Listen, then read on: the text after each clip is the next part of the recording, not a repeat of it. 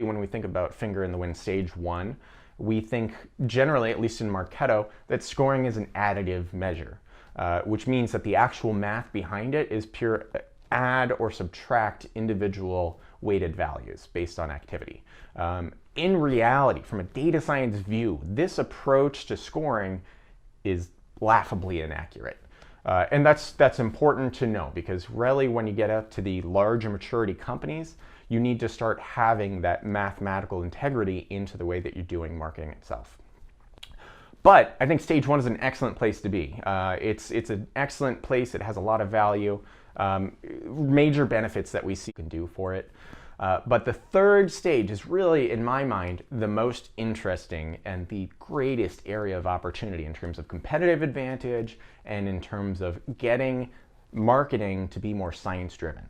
And that is when you have a data science team or person who actually owns and drives these scores.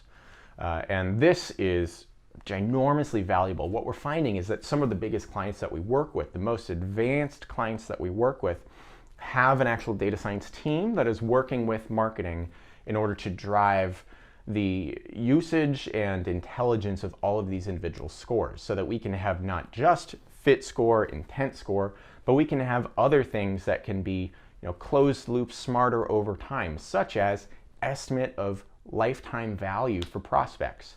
There are some technologies, and it depends, and really I think what matters is stage 3 is when companies are large and complex enough to realize some of the important pieces that drive some of the intelligence of their scoring, the actual. You need to think about how this data syncs from Marketo to your CRM, because that is a huge bottleneck. And so what you want to do, you don't want to actually feed off the individual scores. CRM doesn't care, and I don't really care if you have an increase from score of 12 to 13. That's useless to me. It has no actual real value. All I care about is the abstractions of those into the buckets that I care about. And the value of this is that we decrease the amount of field changes per person record that need to be synced over to the CRM. And that's how you do this at scale. You say, instead of an individual score, we want a grade abstraction, A, B, C, D. And then we sync over the A, B, C, D because that's what a salesperson actually uses. But we're not going to destroy our sync in the case that we need to update 100% of the database, and now we can't use our CRM integration for 2 weeks.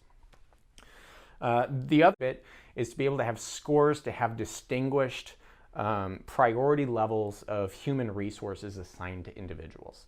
This means that we can use predictive scoring or our MyOps model and take any A or B leads, cherry pick them off top, and send them over to an AE, an actual senior salesperson, versus C and D leads, and maybe even F leads. These individuals are considered low grade, but importantly, the low grade isn't to say we need to throw them in the trash. It's to say that we're probably going to have lower annual contract value and lifetime value from these persons, expected rather, and we need to make sure that those persons are also followed up in.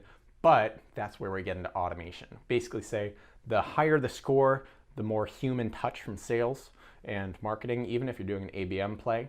And then anything below that turns into more automation, as opposed to we're just going to forget about CD and cherry pick. I like to cherry pick the loudest, most opinionated people in the sales organization, the ones that are actual leaders and people respect their opinions. And we get them involved in this process. We convince them. We run and design the scores with actual back and forth and conversation and analysis with sales. And what we do is you create champions out of that pilot group.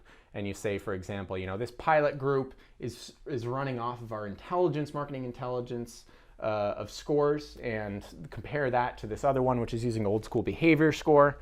And we as the marketing operations team designs that test and the infrastructure of that, and we can measure what, for example, the meeting set rate would be with model new scoring versus model old finger in the wind directional scoring. And to be able to measure the difference in meeting set rate between those two cohorts, you can say, great, this cohort of pilot champion group is more effective by this number, therefore we're going to roll it out to everyone. One gives you a